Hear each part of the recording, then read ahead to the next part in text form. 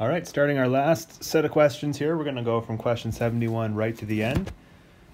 71 says, which one of the following is the best representation of the titration curve which will be obtained in the titration of a weak acid with a strong base? So the idea is we will have our flask containing our weak acid, and to this we are going to be adding from the burette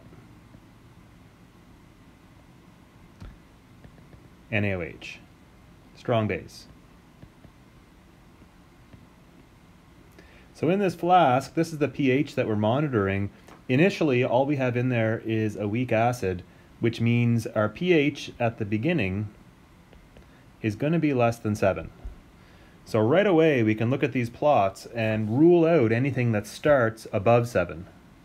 Like C is wrong. A is wrong, because those start at high pH. And E actually doesn't look like anything like a titration that we've looked at. So it's looking like it's going to be either A or B, which look very similar with one, I guess, fairly subtle difference. You can see that for part B, it kind of rises initially and then flattens out. I mean, I've exaggerated it there a little bit. Whereas for A, it just sort of, it's more continuous. There's not this sort of weird region right here. This region here is the result of the formation of a buffer, where if no buffer forms, it's a little bit more regular, like you see in A.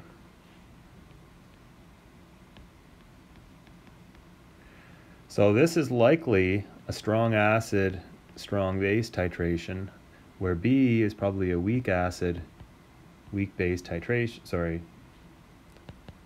strong base titration. You would never do a titration with a weak acid and a weak base, because it'd be very difficult in that example to make conclusions. So when you have a weak acid and you're titrating it with a strong base, you have this region between the beginning and the equivalence point where you have both the weak acid present and a significant amount of its conjugate base, which would describe a buffer situation. So the answer is B. Next question, which of the following statements is true in the reaction silver plus chloride minus to make AgCl solid? Ag plus is acting as the Lewis acid. So Ag plus, Cl minus has a Lewis dot diagram which looks like this. And as the fact that Cl has lone pairs makes it a potential Lewis base. And Ag plus, if it's accepting that electron pair when it forms solid AgCl, then it would be acting as a Lewis acid. So I guess that would make A true. For B, in the reaction nitric acid plus ammonia to ammonium plus nitrate, it says that NH4 plus and NO3 minus are a conjugate acid-base pair. That is definitely not true. The conjugate acid-base pair is ammonia and ammonium, different only by an H plus. For C, all Bronsted-Lowry bases are Arrhenius bases. No, it's the other way around. All Arrhenius bases are Bronsted-Lowry bases. D, silicic acid, H4SiO4, has a Ka of 1.4 times 10 to the minus 10, is a stronger acid than chlorous acid, which has that Ka. That's not true. As Ka gets larger, the strength of the acid gets higher or bigger, or more strong. So because this Ka is larger than the Ka for silicic acid, it's a stronger acid. E, a neutral solution does not contain any H3O plus or OH minus. That's also false. E is also false. In a neutral solution, all that means is that the H3O plus concentration is equivalent to the hydroxide concentration.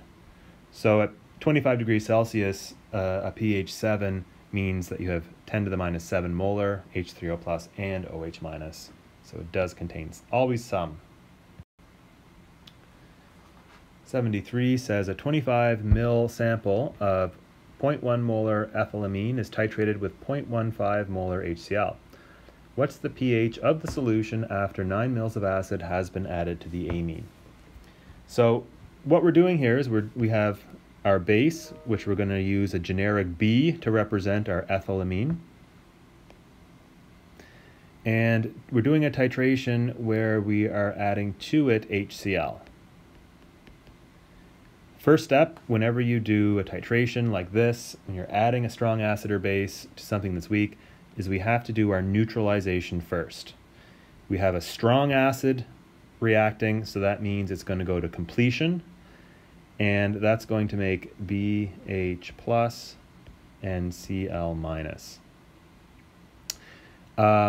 We have to deal with moles, and not only do we have to deal with moles, we also have to do an ICF table, not an ICE.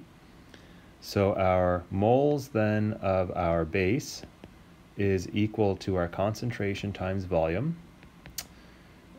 which is 0.10 molar, and our volume is 0.025 liters, just given in the question, equals 0.0025 moles, which we can put in for initial under base.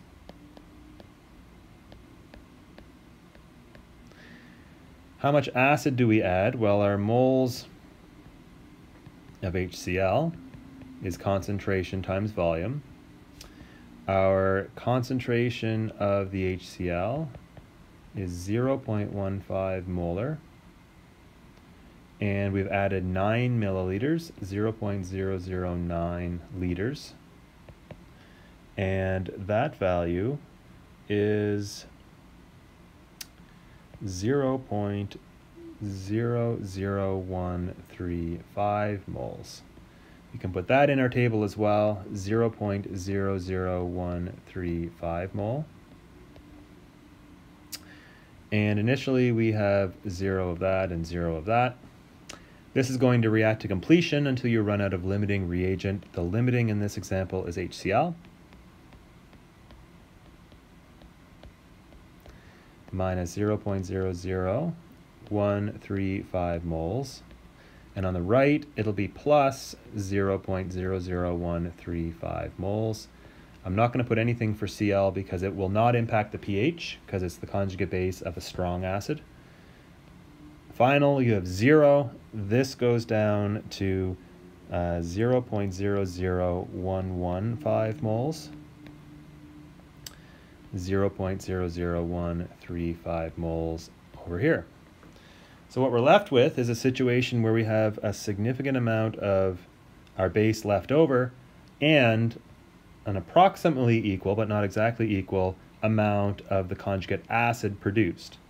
So when you have both a base and a conjugate acid together, this is a buffer solution.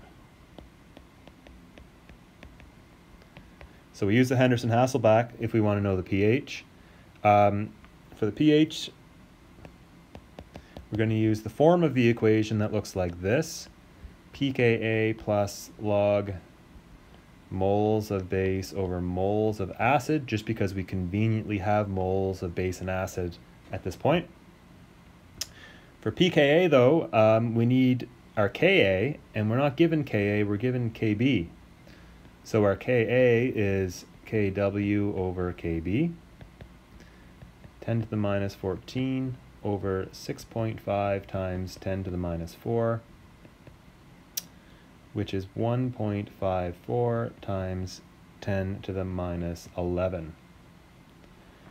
So let's put this in. We got our pH is the minus log 1.54 times 10 to the minus 11 plus log moles of base, which is here 0.00115, and our moles of conjugate acid 0.00135, and that computes out to 10.74. That's 2 sig figs, which matches our 2 sig figs from our concentrations at the beginning. So we're good on that. All right, question 24. This one's a bit of a long one. A 25 ml sample of HCOOH, it's called formic acid, is titrated with 0.2 molars of KOH. So we have a weak acid with an associated Ka, and we're adding to it a strong base. We want to know what volume of KOH is required to reach the equivalence point. The equivalence point is defined as the point at which you've added equal moles of base as original number of moles of acid present. So let's calculate the original number of moles of acid present. We're going to go NHA is equal to, that looks pretty ugly. Let me just do that one more time. Moles of HA is going to be equal to our concentration times volume. Our concentration is 0.35 moles per liter times the volume, 0.025 liters. Kind of converting that on the fly. 0.00875 moles. So for KOH, we know that that's got to be the same at the equivalence point. Why do I have sodium? KOH equals, must be the same number at the equivalence point. So it's also 0.00875 moles. We want to know what the volume is. So because N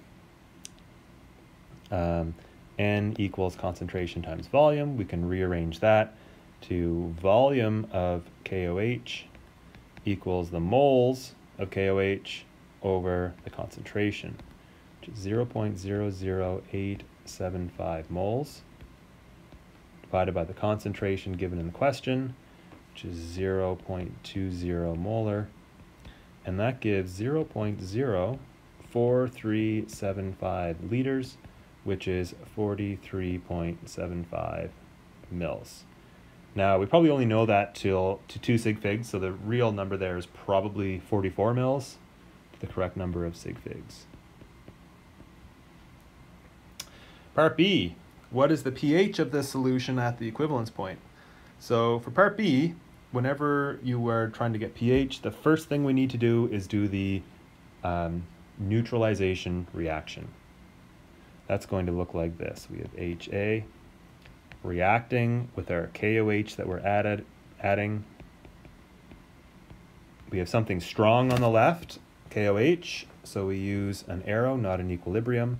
That will make A minus plus water, the OH minus and the H plus, make H2O, along with K plus.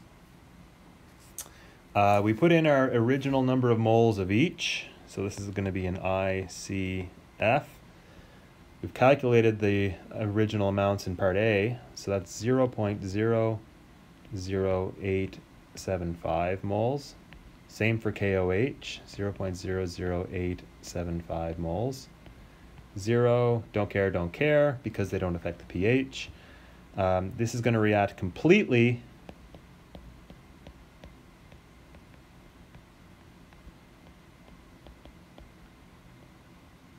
until it's all gone.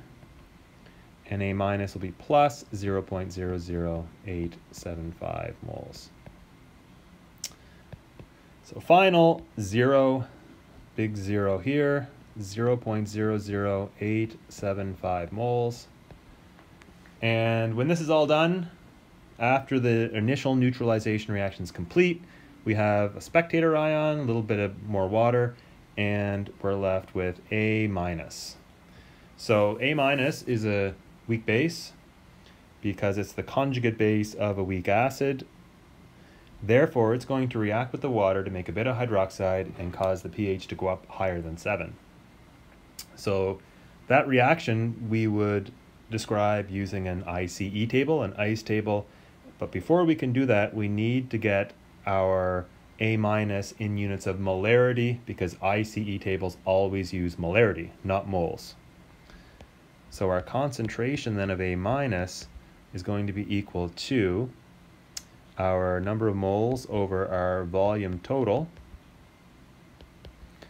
That equals 0.00875 moles Our volume total will be made by taking our initial 25 mils of acid solution, 0.025 liters, plus the 44 mils or 43.75 mils that we've added of the base.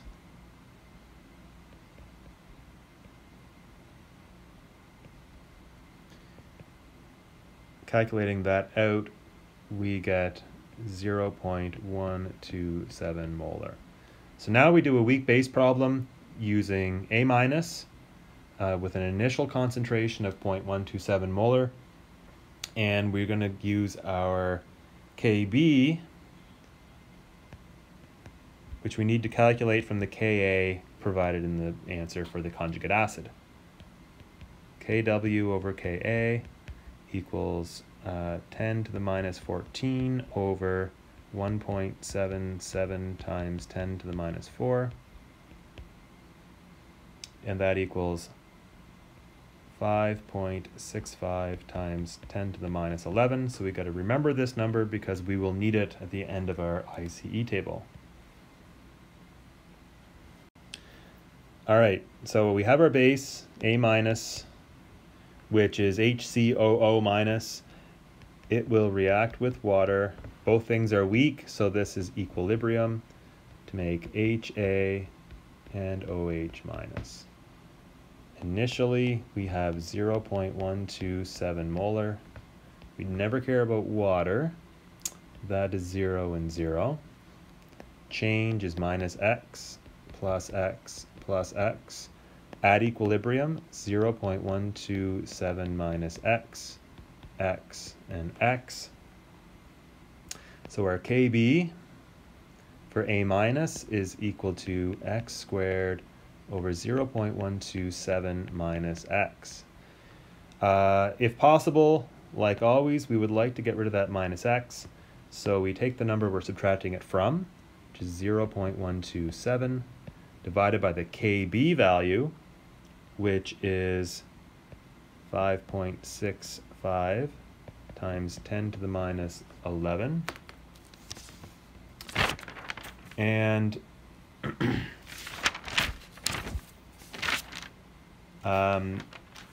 that will give us a very large number, 2.25 times 10 to the 9. Definitely greater than 400. We can definitely make that approximation that x squared over 0.127 is close enough. And so that means that that will all equal 5.65 times 10 to the minus 11. X squared is 7.176 times 10 to the minus 12. X equals 2.679 times 10 to the minus 6. And X is our concentration of hydroxide at equilibrium. So the POH is the minus log of the concentration of hydroxide at equilibrium, which happens to be minus log of X. And so we stick X into that equation, and we get POH equals 5.57.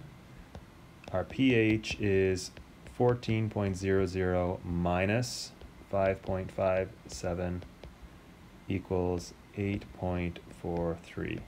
So that makes sense. We have a pH just above 7 for a weak base that's present in water. So we're good with that. 75, a 20 ml sample of 0.30 molar HBr is titrated with 0.15 molar NaOH. What's the pH of the solution after 20 mils of NaOH have been added? So what we're doing here initially is, whenever you have a titration, first step is always the neutralization. Neutralization, in this case, we're using HBr, which is a strong acid. We're adding to that NaOH, which is a strong base. That will make water, and Na plus and Br minus, none of which will have any impact on the pH. So really what we're looking for here is how much leftover HBr or how much leftover NaOH do we have when this is done, because that is going to be what's going to determine the pH that we're at. So we're going to do an ICF table. Our moles of HBr, we're using moles because it's ICF. We're using ICF because it's not in equilibrium. It's not in equilibrium because we have strong things on the left. Concentration times volume. Concentration of HBr is 0.30 molar, and the volume is 0.020 liters, and that's 0.0060, which I can put in up here, 0.0060 mole. And our moles of NaOH that we added, C times V equals 0.15 molar. And we've added 20 mils of NaOH, 0.0030 moles.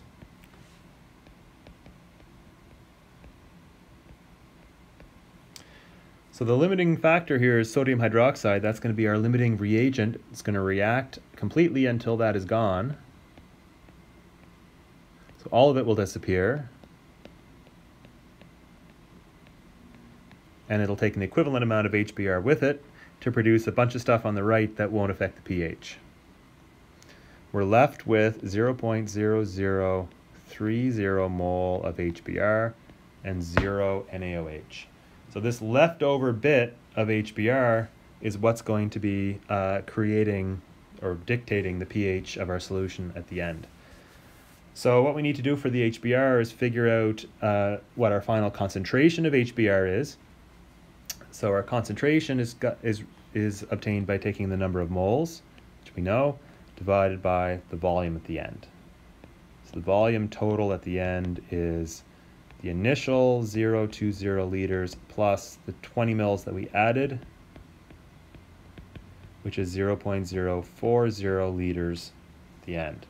So our concentration of HBr is moles over volume, 0.0060 moles divided by our 0.040 liters,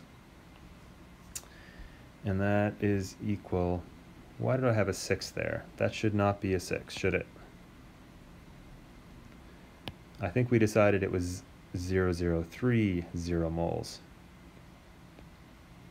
So let me fix that, please. 0.030 moles, and that gives us 0.075 molar.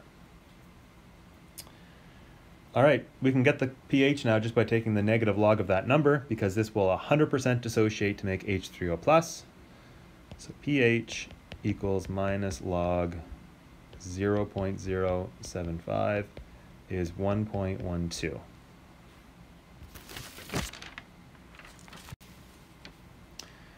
Now we're into the gases. The pressure of a gas sample was measured to be 654 millimeters of mercury. What is the pressure in kilopascals? This is more a unit conversion than anything else. Our pressure will be equal to the original 654 millimeters of mercury multiplied by the conversion factor, which is 101.3 kilopascals for 760 millimeters of mercury. That equals 87.2 kilopascals. You may have to do a lot of conversion between different units of pressure, so please make sure you're good at that.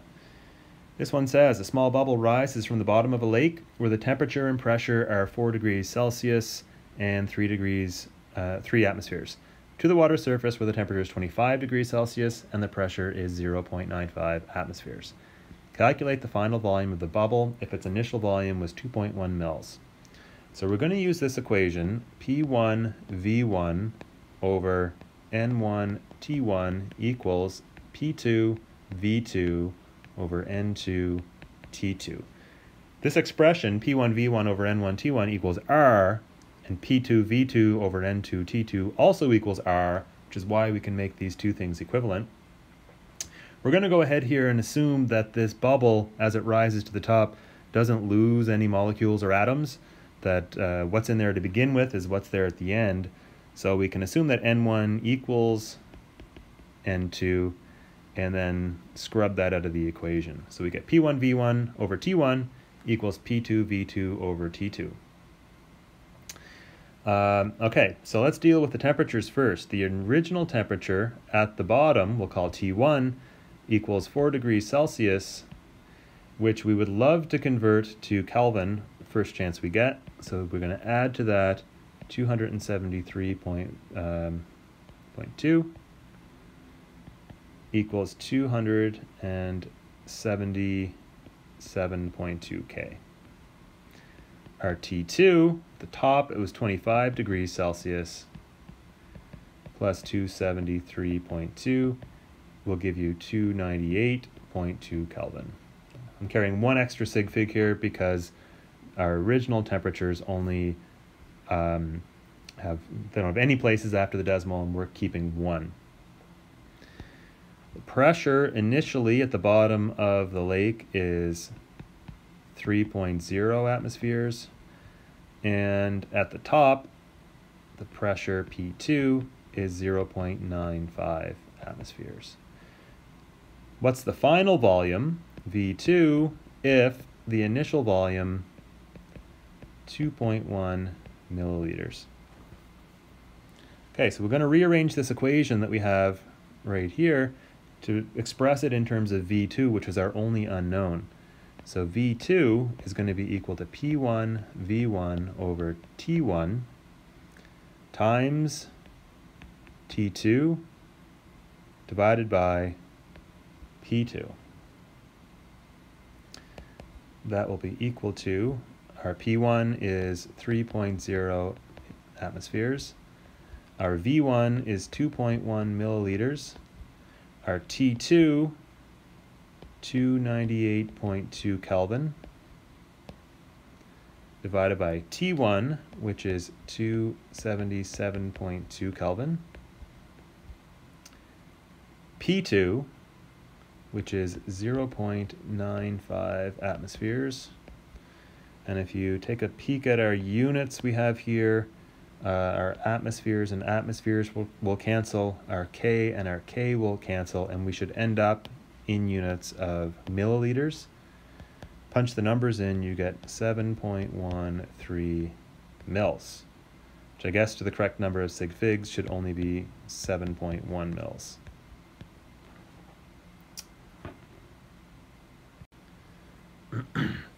Question 8, a compressed gas cylinder containing 24.1 grams of methane has a volume of 3.30 liters. What pressure does the methane exert on the walls of the cylinder if its temperature is 48 degrees Celsius? So the pressure is nRT over V. This is just a rearrangement of PV equals nRT. And we can substitute in the fact that N is mass over molar mass. We can substitute that in for N for our equation, and we can get mRT over molar mass times volume.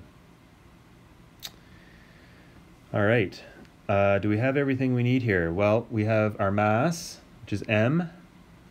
R is the gas constant. We have volume in liters, which is great. We have temperature in degrees Celsius, which is not great. We want temperature in Kelvin, 273.2, and that gives us 321.2 Kelvin. All right. I think we have everything we need to keep going. So the mass is 24.1 grams. R, we want to use a value of R which matches the unit of pressure that we want to get out in the end.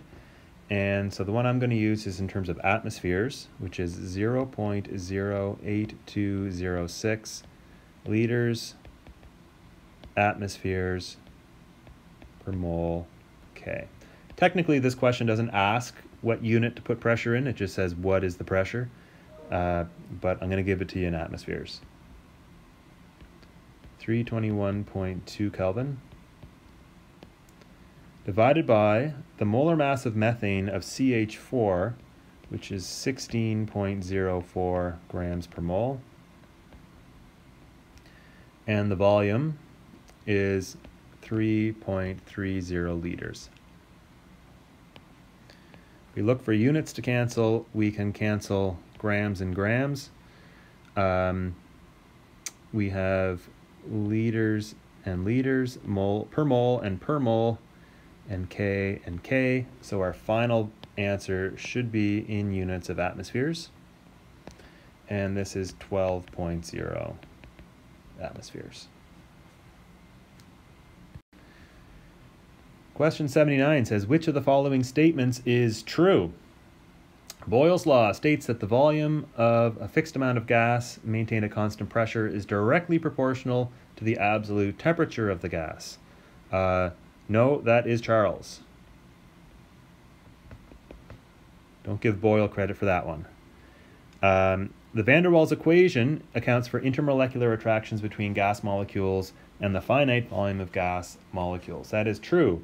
There's two assumptions made when we talk about ideal gases. One is that the particles don't attract each other in the gas phase. The second is that the volume the gas molecules themselves take up is insignificant. That's not always true, right? Gases stop behaving like ideal gases, usually at low temperatures and high pressures. And so the van der Waals equation steps in under those circumstances and allows you to make a correction and still use a form of the ideal gas equation. So this is true. So the other ones probably are all false because we already found the true one, but let's go through them anyway. The density of a gas is inversely proportional to the molar mass. That's false. It's directly proportional. The ideal gas law tends to become inaccurate at high temperatures and low pressures. Nope, the other way around. Low temperatures, high pressures.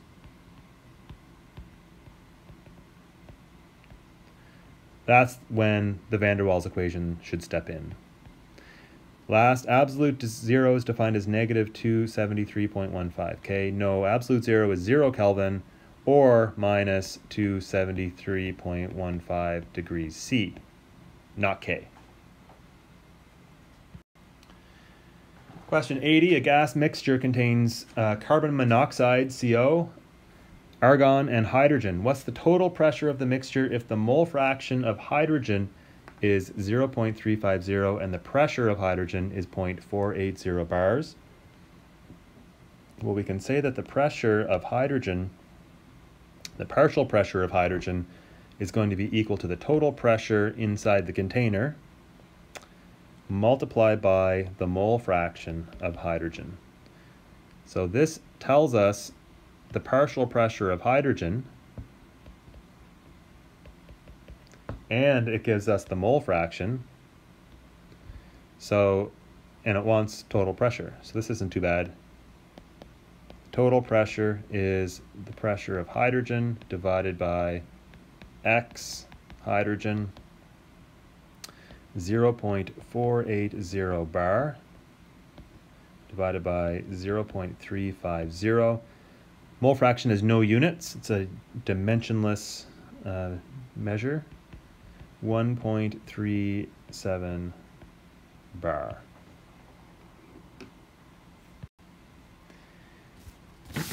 '81. What is the density of carbon dioxide gas at negative 25.2 and 98 kilopascals? First thing we do is convert temperature to Kelvin. We always want temperature in Kelvin for these gas calculations.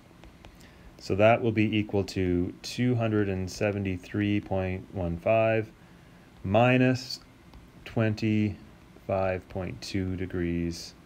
I'm going to keep the same number of sig figs and make that 273.2. And this gives me 248.0 Kelvin. We have an equation which relates the density of a gas to its physical properties, its pressure, temperature, these sorts of things.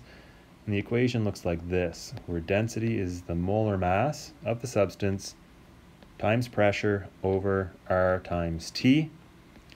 The molar mass is 44.01 grams per mole. Our pressure is 98.0 kilopascals. Our R value, we have to be very careful to use the right R. We need to use the R that is expressed in terms of kilopascals. If you look up gas constant on Wikipedia, it'll list something like 60 different values for R, depending on what units of pressure you're using. So the one we want to use is 8.314 liters kilopascals per mole Kelvin. And then we stick our temperature in, 248.0 Kelvin. And let's take a look first at units. We have per mole and per mole. We have K and per K. We have kilopascals and kilopascals. So our final units should be grams over liters, which is great because that is a unit of density. If we punch all these numbers in and calculate it out, we get 32.02 grams. No.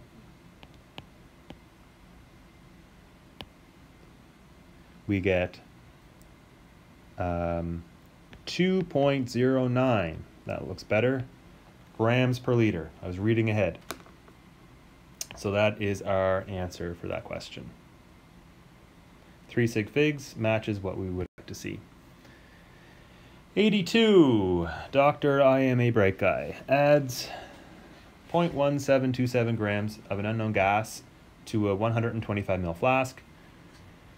Find the pressure to be this at that temperature. Is the gas likely to be methane, nitrogen, oxygen, neon, or argon? So all of these, we're assuming they're going to behave like ideal gases. What we want to do is see if from all this information that we're given, can we determine the molar masses? Because if we know the molar mass, we can distinguish all of these compounds according to their molar mass. And we do have an equation which relates properties of a gas to molar mass. Molar mass is equal to mass of the gas times the gas constant times R times pressure times volume. So let's go ahead here. First thing we want to do is take our temperature into Kelvin. 273.2 plus 20.0 is equal to 293.2 Kelvin. Great. Our pressure is 789 torr. Our R value is one that we're going to want to have also in units of torr. If you don't have access to the R value that you need, you can convert the pressure to a different unit that matches an R value that you actually do have. This R is 62.36 liters torr per mole K. What else do we need? Volume. We're given mils. Let's convert that to liters. 0.125 liters. That matches the unit of volume we have in our R value. Okay, that looks like it to me. The mass is also given up here. So this is equal to 0.1727 grams, 62.36 liters torr per mole K. Temperature is 293.2 K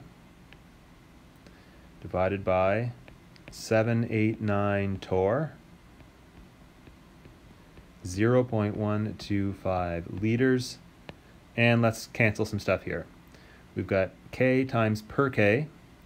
we've got liters over liters, we've got torr over torr, so we're left with units of grams per mole, which is good because that's a great unit for molar mass. And the value that you get from calculating this out is 32.02 grams per mole. And that actually matches the molar mass for O2.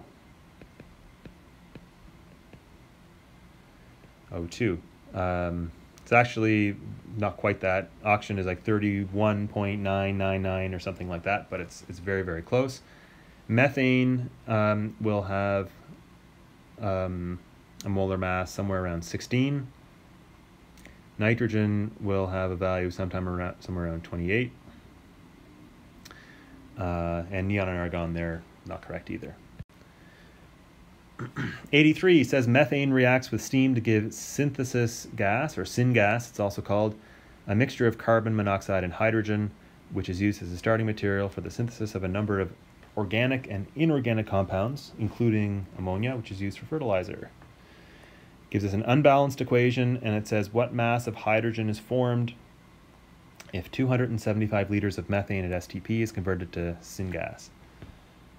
Okay, first step is probably going to be to, well, let's go ahead and convert temperature to Kelvin. If it's 0 degrees Celsius, it's going to be 273.2 Kelvin. Let's balance our equation. We have CH4. We're going to balance the elements that appear once on both sides first. Carbon appears once on both sides, and it's 1 to 1. Hydrogen appears twice on the right, or on the left, so we don't want to do that one quite yet. We want to do oxygen first. Oxygen appears once on both sides, 1 and 1. So let's do hydrogen. On the left, we have CH4 plus H2, which is 6 hydrogens. That means to balance the hydrogens, all we have to do is multiply H2 by 3.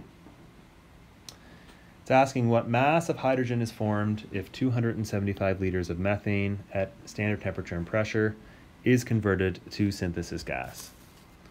So this is a bit of a stoichiometry kind of problem. We want to figure out the amount of hydrogen gas we're going to be getting, but we're usually used to using moles when we do these kinds of calculations. We're not given moles, but we're given all the information we need to find moles of CH4. We're given the volume, we're given the pressure, we're given the temperature, and we always know R. So if we use PV equals nRT, convert that to N equals PV over RT, we can say that our moles initially of CH4 are PV over RT. Pressure we said was 1 bar. We only have 1 sig fig to work with here, but we'll maybe carry more than that. We'll assume they meant 1.00 bar. 2.75 liters divided by the gas constant R in units of bar, which is 0.08314 liters bar per mole Kelvin. And the temp, 273.2 K, is 12.1 moles. All right, so if this was an ICF table up here, you'd be starting with 12.1 moles of the CH4. Now that's going to be completely converted into hydrogen. And so our moles of hydrogen produced is going to be equal to the moles of CH4 we began with, multiplied by the ratio of the coefficients, which is 3 in front of the hydrogen over 1 in front of the CH4. That's equal to 12.1 mole times 3 is 36.3 mole. So now we want to turn that back into mass. So we want mass of hydrogen is moles times molar mass is 36.3 moles.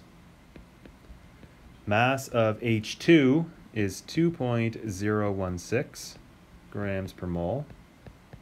The per mole and mole will cancel. We will get units of grams, and we'll get 73.2 grams.